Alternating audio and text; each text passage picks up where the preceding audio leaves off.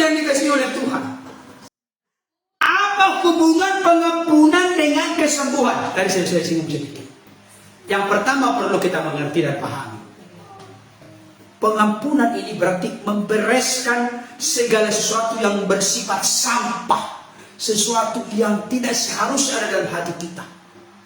Makanya para rasul sering berkata, kami memelihara hati nurani yang murni, tulus dan ikhlas. Hati nurani yang bersih. Kalau kita menyimpan akar pahit, dendam, kemarahan, kebencian di hati kita, maka hati kita ini rusak. Bapak Ibu Saudara pernah punya lumbung padi di rumah di kampung? Kalau saya dulu iya. Ada dibuat lumbung padi itu dari apa itu? Di kampung kami disebut itu bayon. Bayon itu apa namanya? Dirakit sedemikian rupa sehingga menjadi satu tempat yang besar. Dimasukkanlah ke situ kalau sudah panen di sawah itu dimasukkan ke sana. Dan satu plastik masukkan. Sampai berapa puluh plastik semua. Tapi bayangkan, sekali itu baru ditutup. Ternyata tikus kan pintar. Dia coba korek-korek bagaimana caranya atau digigitin itu penutupnya ini sehingga dia bisa masuk. Ketika masuk ke sana, ternyata terjebak. Ketika terjebak, ya memang kalaupun banyak makanan di situ kan stres juga. Akhirnya mati. Kalau misalnya seekor tikus mati di lumbung padi, apa yang Bapak sudah lakukan? Gimana? Coba bagaimana kira-kira? Semua rumah itu akan merasakan ada rasa bau busuk. Tapi ketika mulai didekatin, kan kita penciuman kita kan makin dekat kepada objek yang bau itu kan makin keras, ya kan? Ketika dekat, apakah kita membiarkan di situ? Kenapa tidak kita biarkan? Itu juga nanti bangkainya itu bisa merusak padi yang ada di sekitarnya, merusak. Jadi yang rugi adalah kita sendiri. Kalau kita menyimpan sesuatu yang merupakan dendam, akar pahit, kebencian, kemarahan dalam diri kita, yang sakit itu adalah kita. Oleh karena itu, hubungan antara pengampunan dengan kesembuhan, saya kasih tahu. Contoh, saya misalnya punya musuh tetangga, tapi puji Tuhan lah. Dulu kita waktu di Depok itu, aduh tetangga kita hanya pengen diperhatikan, gak pernah memperhatikan. Tapi kalau di sini, puji Tuhan, kita sangat enak di sini bertetangga. Tapi contoh misalnya, kita punya tetangga, dia melakukan yang jahat kepada kita. Sekarang saya tanya Bapak Ibu Saudara, kita buat dulu logis, masuk logika. Ketika kita sakit hati kepada dia, maka yang terjadi kita terganggu tidur kan? Kita gelisah kan? Ketika kita gelisah, terganggu tidur, akhirnya kita bisa jadi sakit. Ketika kita sakit, saya mau kasih tahu apa penyebabnya. Karena orang itu memusuhi saya, benar nggak? Benar nggak?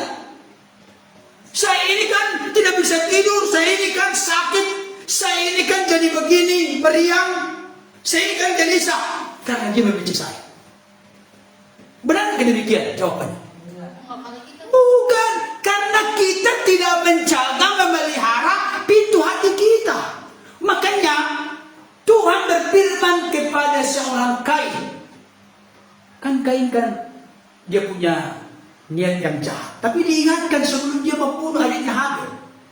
Karena Kain dan korban persembahannya tidak diterima oleh Tuhan, maka Tuhan mengingatkan dia, mengapa muram wajahmu, mengapa hatimu tidak senang kepada adikmu. Kamu harus hati-hati, kamu harus menjaga hatimu. Dosa telah mengintip di depan pintu. Pintu apa maksudnya? Pintu apa? Pintu rumah? Bukan, pintu hati dari seorang Kain. Dia sudah ingatkan, tapi kamu harus berkuasa atas. Kamu harus pelihara, kontrol, kendalikan hatimu. Ada niat-niat jahat yang akan muncul selanjutnya kalau kau tidak menguasai, menjaga, memelihara hati. Makanya Amsal 4 ayat 23 berkata, jagalah Jagalah hatimu dengan segala kewaspadaan, karena dari situlah terpancar kehidupan. Siapa yang menjaga hati kita? Siapa?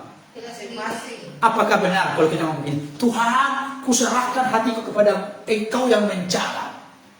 Benar? Yang benar doanya bagaimana? Karena banyak sekarang ini orang Kristen ngeles selalu lemparkan ke Tuhan. Tuhan, jaga aku. Setelah sudah, oke, anakku aku jaga Engkau. Tapi merokok tetap jalan. Sakit paru-paru dia. Sakit kanker dia. Tuhan, jaga aku Tuhan. Aku sudah berdoa kepada Engkau jaga Tuhan. Merokok terus, knalpot terus. Benar enggak ini? Benar enggak? Banyak orang Kristen begini. Dengan berdoa dia pikir itu sebagai sulap menyelesaikan perkara, tapi dia tidak bertanggung jawab memelihara hidupnya. Firman Tuhan berkata, jagalah hati. Kita yang menjaga. Memang ketika kita menjaga hati ini liar, maka kita butuh kekuatan Tuhan. Tapi niat, komitmen, kesungguhan menjaga hati itu sudah ada dalam diri kita. Kalau kita sudah sungguh-sungguh serius, maka Tuhan akan meneguhkan motif kita untuk menjaganya. Saudaraku dikasih Tuhan. Sekarang begini, saya mau kasih tahu, kalau dendam itu akar pahit kebencian kita situ dalam diri kita. Saya mau kasih tahu, lama kelamaan itu makin kecil kan? Contoh, Bapak Ibu Saudara, dendam ke seseorang dan tidak mau mengampuni. Tidak mau mengampuni. Apa yang terjadi dengan kita? Biasanya, umumnya kita akan membangun rencana-rencana, niat-niat jahat bagaimana supaya orang itu hancur. Berarti ketika kita dendam, akar pahit kebencian, itu membuka peluang iblis makin merajalela menguasai kita untuk melakukan dosa yang lebih kecil. Amin. Dosa yang lebih besar. Sebabnya pengampunan penting.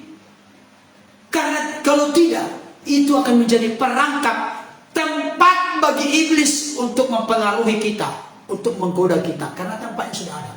Makanya kitab Efesus berkata, janganlah memberi tempat kepada iblis. Jangan memberikan peluang, kesempatan di hati kita, di pikiran kita, di perkataan kita, perbuatan kita kepada iblis. Itu dia. Dan jangan lupa, kalau dosa sudah makin besar, berarti hukuman Tuhan semakin besar, semakin nyata dalam hidup kita. Ini yang tidak disadari oleh banyak orang Kristen, sehingga mempertahankan, aku gengsi loh, masa aku, apalagi dia lebih miskin dari aku, nggak mau lah, nggak level itu orang. Aduh, bayang.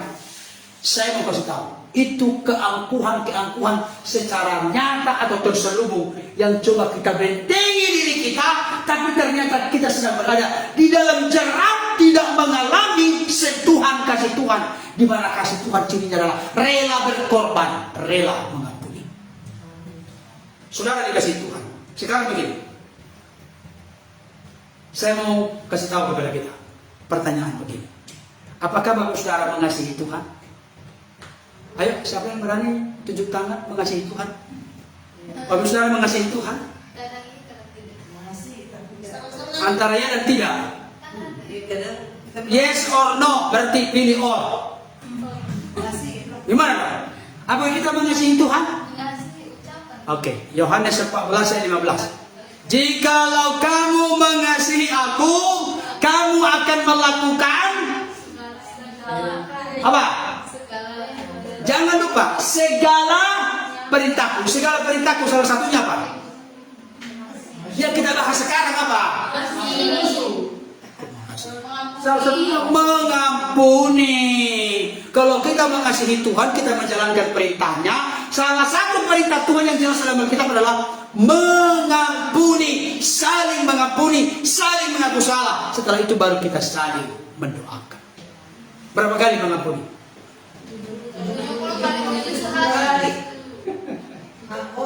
Berapa kali mengampuni? Halo Bapak Ibu Saudara yang bergabung berapa kali? Tapi ada lagu di dunia ini nggak begitu. Satu kali kau sakiti hati ini, masih ku ampuni. Dua kali kau sakiti hati ini, juga ku maafkan. Yang ketiga, tapi jangan coba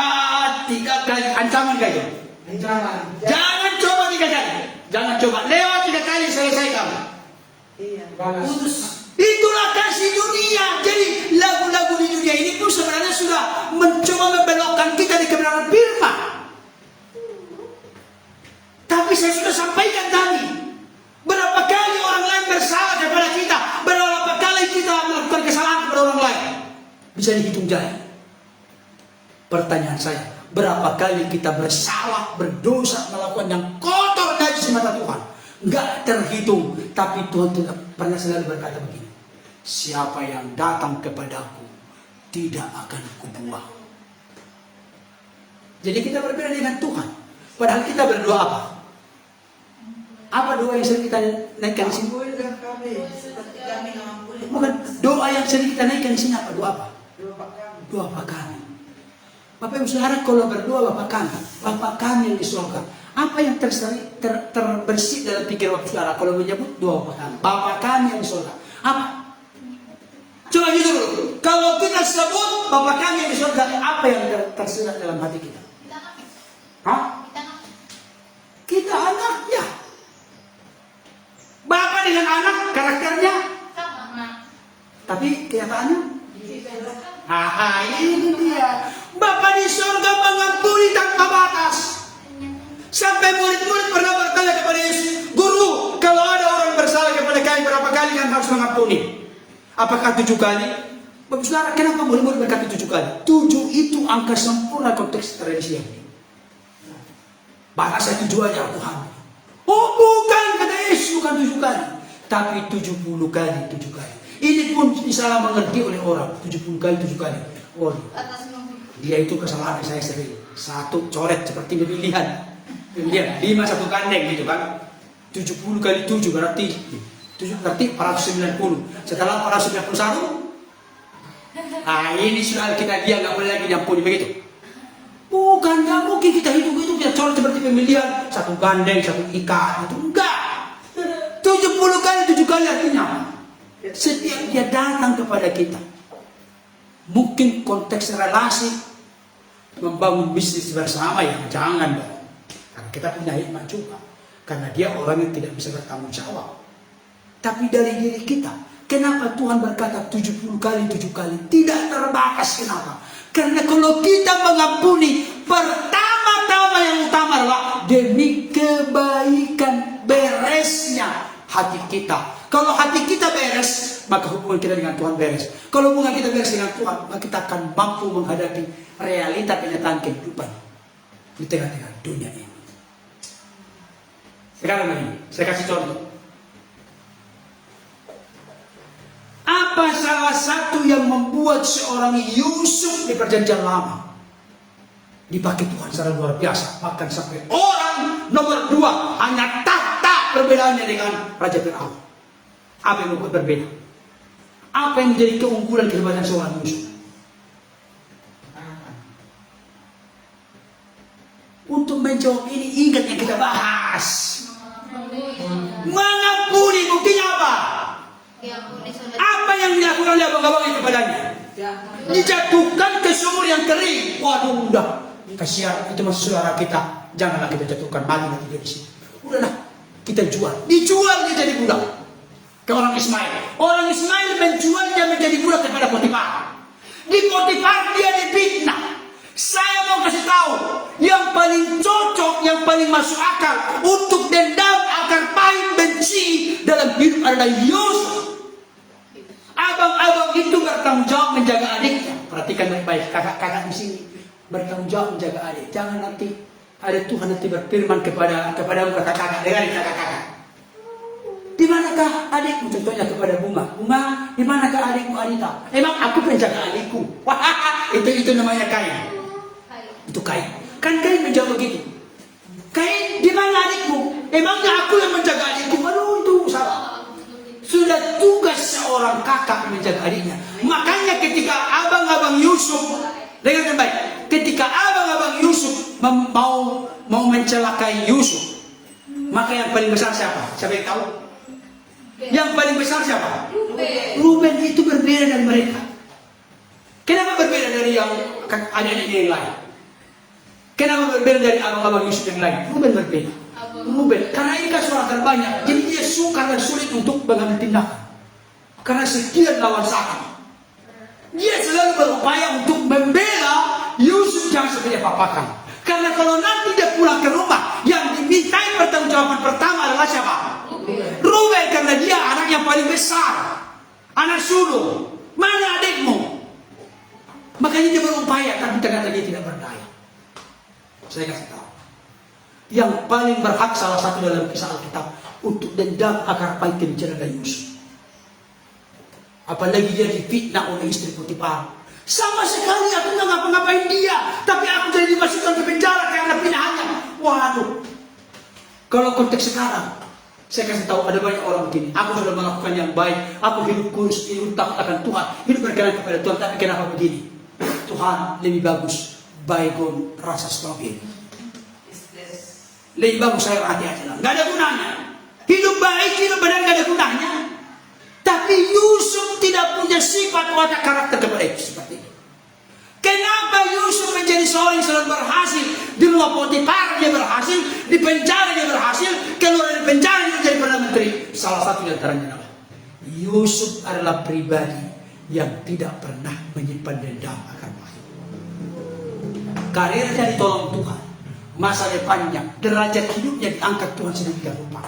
Karena Yusuf adalah seorang yang mengampuni. Makanya dia berkata, aku inikah pengganti Allah. Karena setelah Yakub meninggal, maka anak-anak Yakub ini mengatur strategi dengan cerita-cerita di Karam. Maka itu sampai kepada Yusuf. Yusuf pun akhirnya berkata kepada abang-abangnya, aku inikah pengganti Allah. Sudah tinggallah di sini. Aku akan mencukupkan segala makanan dan keperluan. Kenapa Yusuf bisa demikian? Karena Yusuf tahu rencana Tuhan.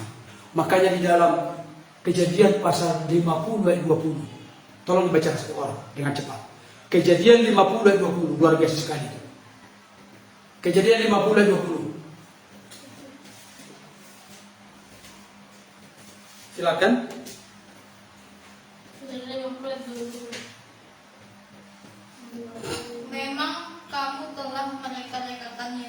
Memang kamu telah mereka-rekakan yang jahat kepadaku. Terus? Tetapi Allah telah mereka-rekakannya untuk kebaikan. Tetapi Allah telah mereka-rekakannya untuk kebaikan. Terus? Dengan maksud melakukan seperti yang terjadi sekarang ini. Ya. Yakni memelihara hidup suatu bangsa yang besar. Nah, maksudnya Yusuf itu kuat dan tangguh menjalani kehidupan karena dia tahu rancangan-rancangan yang jahat yang dibuat oleh orang lain kepadanya itu bisa diubah oleh Tuhan menjadi rancangan yang baik. Makanya Roma 8 ayat 28 berkata apa? Ada yang ingat? Kita tahu sekarang Allah turut bekerja dalam segala sesuatu, termasuk dalam rancangan-rancangan jahat abang-abangnya. Rancangan jahat dari istri Potifar untuk mendatangkan kebaikan bagi Yusuf, bahkan bagi banyak orang. Melalui kehadirannya bangsa bisa diselamatkan. Nah, sekarang begini, ada sedikit lagi. Kita baca dulu satu ayat yang sangat menarik. Matius pasal 5. Mari buka dengan cepat Matius pasal 5. Saya sudah berjanji tadi banyak ayat yang perlu kita perhatikan. Matius 5 23 24. Ini penting ini. Matius 5 23 24. Saya bacakan untuk kita. Sebab itu, jika engkau mempersembahkan persembahanmu di atas mezbah dan engkau teringat akan sesuatu yang ada dalam hati saudaramu terhadap engkau, tinggalkanlah persembahanmu di depan mezbah itu dan pergilah berdamai dahulu dengan saudaramu, lalu kembali untuk persembahkan persembahan itu. Nah, maksudnya konteks sekarang apa sih kalimatnya? Kalau kita ingin mempersembahkan hidup kita atau persembahan kita kepada Tuhan, tapi kita teringat sesuatu yang tidak beres dengan sesama kita, bereskan dululah, berdamai dululah. Kalau berdamai itu ada istilah apa? Saling memaafkan dululah, saling mengampunilah dulu kepada saudaramu itu. Setelah sudah selesai itu, barulah kembali ke sini. Persembahkanlah persembahan ibadahmu yang berbau harum di mata Tuhan. Jadi sia-sia kita beribadah kepada Tuhan, sia-sia kita mempersembahkan sesuatu kepada Tuhan kalau kita belum membereskan satu dengan yang lain. Ini klop dengan Yakobus pasal 5 tadi. Saling mengaku dosalah kamu dan saling mendoakan. Sia-sia doa kita kalau kita belum saling mengaku dosa, didasari dengan saling mengampuni. Dua contoh lagi.